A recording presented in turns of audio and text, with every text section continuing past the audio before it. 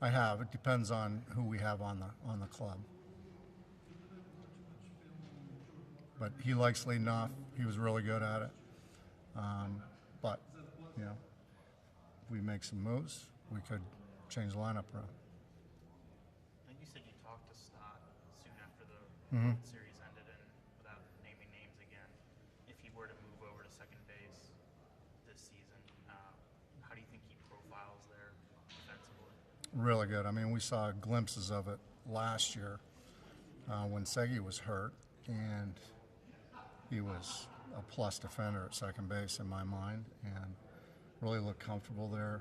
Understands the position, understands backup responsibilities, all those little things. I think he'll be an outstanding second baseman. I really do. Rob, any concerns with the World Baseball Classic? No, not really. You know, as long as they don't get hurt, you know. But I kind of, in a way, I kind of like it because it gets those guys geared up in spring training a little bit quicker. It gets them into a competitive atmosphere a little bit earlier, and in a lot of ways, I think it helps guys. Have you heard anything related to pitchers going to WBC? You have some position guys, but Yeah, I have not. No, I have not. That's a little trickier for me than the position players, but it is what it is, and you know, you can't hold them back.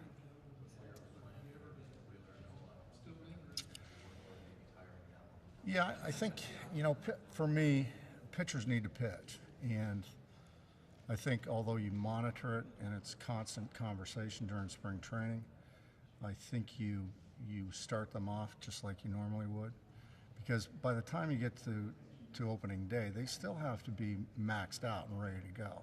I mean, as you saw last year when we had a couple of guys, because of the shorter spring and some sickness, it taxed our bullpen early when we had to make up innings for the starters that were backed up. So I think it's important that we get those guys at least really close to where they normally are. Yeah, I think so. Yeah, they'll start ramping up probably after Christmas, and yeah, I think, you know, maybe the first couple of outings where they'd have actual starts in a spring training game, maybe that's on a backfield to take a little tension off. But my plan is for them to be ready to go full bore or close to it when season starts. If Andrew Painter were to make the team out of spring training, have you given any thought to what an innings limit would look like for him, given what he was able to do in the minor leagues, because those were less stressful? Right. Yeah, we've been kind of bouncing around numbers a little bit.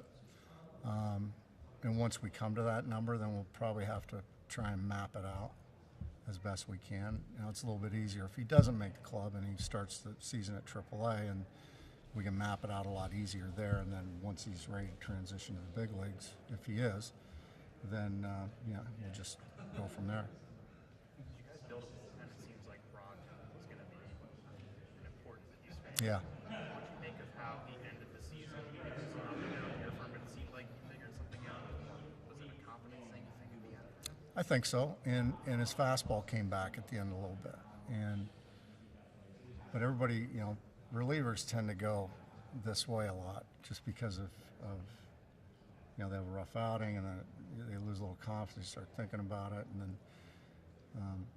then it takes sometimes a while to get back to the top. And when he ended the season last year, and his performance in the World Series was really good, and I think we can build on that. It's like, do you see him as someone who can take the next step to be a reliable setup man for the course of an entire No doubt. season? Yeah, I really do. I really do.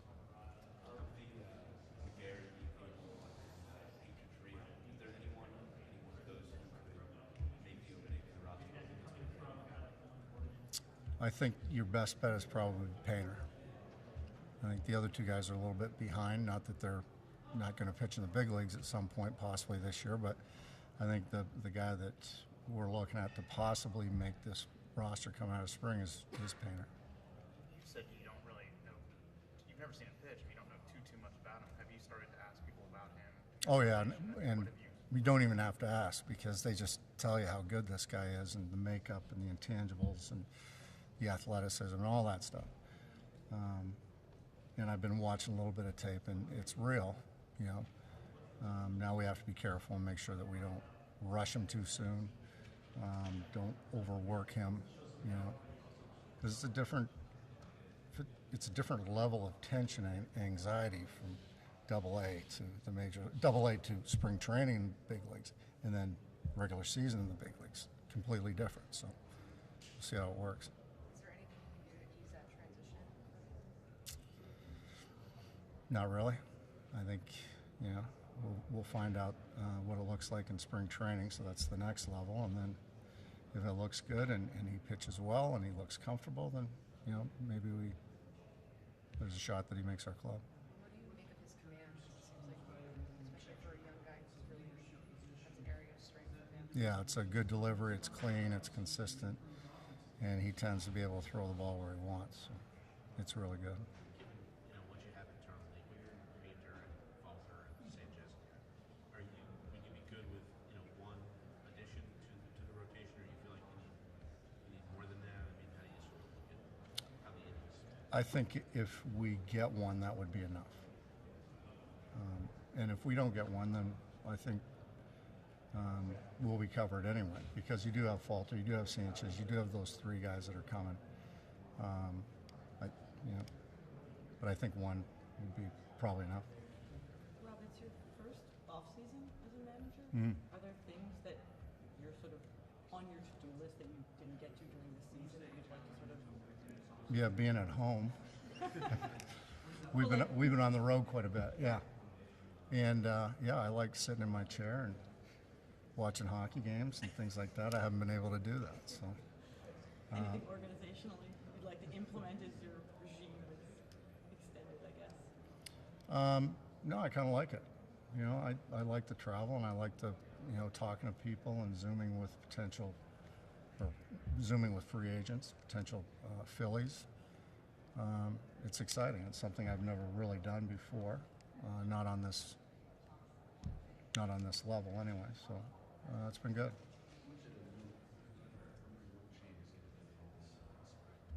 A lot, you know, especially the pitch clock, because guys have to get used to that timing of what it's like, you know, the 18 seconds or whatever it is. So I think, just talking to Caleb, one of the things that we'll talk about or do is during bullpen sessions have clocks on guys. You know, they have these buzzer clocks in Clearwater. And during BP sessions do the same thing, just so that, you know, obviously they're not going to be penalized, but they get that inner clock, if you will, of how much time they have to get the ball back, reset their mind, reset their focus. Okay, here's my sign. Now I go into, you know, my delivery. Sort of relievers might be most affected by that, because some of those guys take a lot of time because they need the time between pitches. Yeah, I think the guys that take the most time will be most affected. I mean, you know, just common sense, I think. But you know, some relievers are, you know, they work fast, and some work slow. So. How much differently will managers have to navigate a game with something? I mean, you know, you've got these bigger bases now, and you've got, you know, obviously the shift and how you play your defense, but how much does that change just your in-game, sort of how you think about how you want to manage a game? I think the pitch clock is going to not necessarily affect me, but I'm going to be worried about it constantly because I see the clock and I see where the pitcher's at or where the hitter's at, and I'm like, yeah, you got to get going. But the shifting or the defensive positioning, I think people think that, okay, now you can't shift, and so I think there's going to be more emphasis on where you put those two guys on each side, and that's going to be critical, I think. So I think you really have to do a good job of looking at spray charts and things like that to make sure that rover, if you will, you know, it's going to be either the shortstop or the second baseman is placed in the right spot on that side of the diamond. One of the things other managers have said is that the running game, both from an offensive base runner standpoint, but also from the pitching Yeah, standpoint, the throwers. will be a real focus of the managers in particular. Yeah. sort of how you're maybe in spring training talking to your pitchers about strategies for controlling the running game. Is that on your mind at all? Absolutely, yeah. It's going to be that's another main focus in spring training, and I've already talked to minor league managers that have been through this thing and what to look for, what to expect. So yeah, there's going to be a lot of conversation about it. With these rule changes, how about the schedule? With Going to different cities, listening to I love it. I think it's the only way to do it.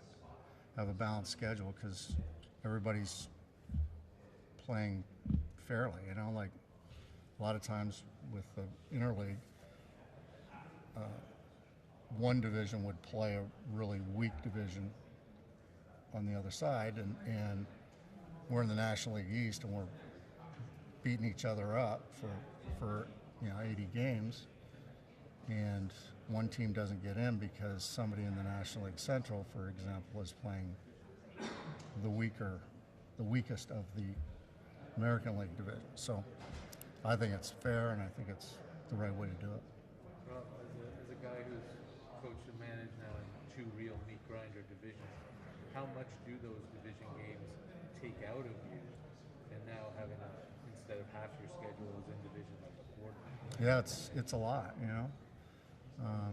Because when I was with the Yankees, I mean, everybody in that division was beating each other up, and now it's the same thing in the National League East right now. So it takes a lot out of you, and you know, I think having to play a few less division games will help, but also everybody plays the same amount of games against everybody else is going to help.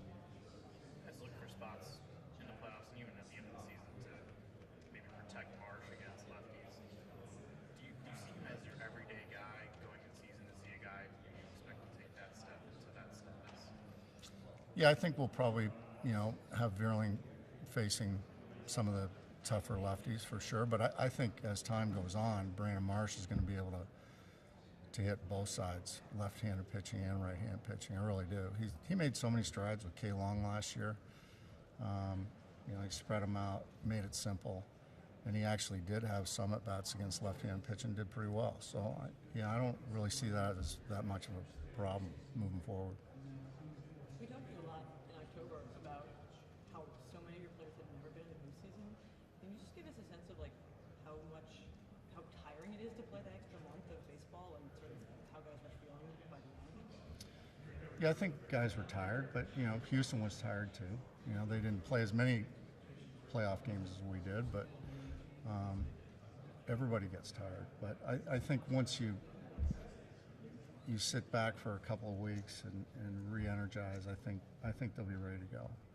And there's some things I want to talk about in spring training. One being expectations, high expectations, and that's a good thing because it means you're probably pretty good, and you got to deal with that. And then also something that I'm not really too concerned about because our players have now gotten a taste and they want it again, is the complacency side of it, making sure that people come in and if you get off to a slow start, they go, we did this last year, don't worry about it, we'll be all right. That doesn't always happen. So we got to make sure that we're healthy and ready to go from day one. Have you watched any of the postseason games back?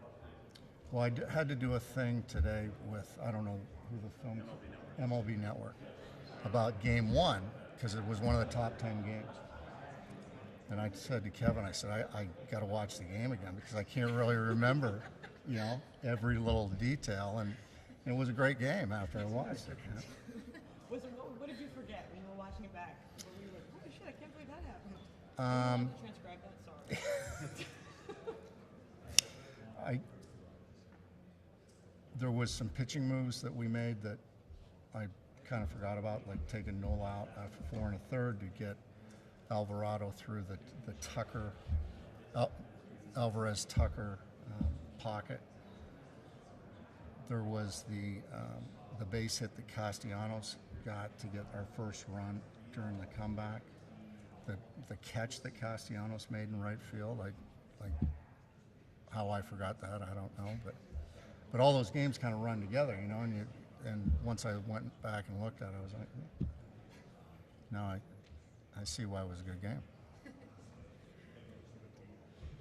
took pride in keeping the lineup pretty consistent over the course of last season, especially the top of the lineup. Is that something you're going to try to do again Absolutely. this season? Yeah, absolutely. I just think players respond to it. They like it.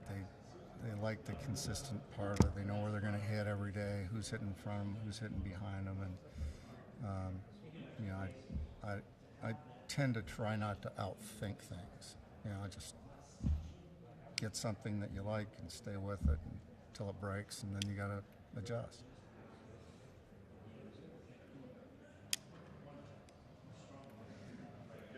Good. Kevin won a major award. He did. Congratulations, Kevin.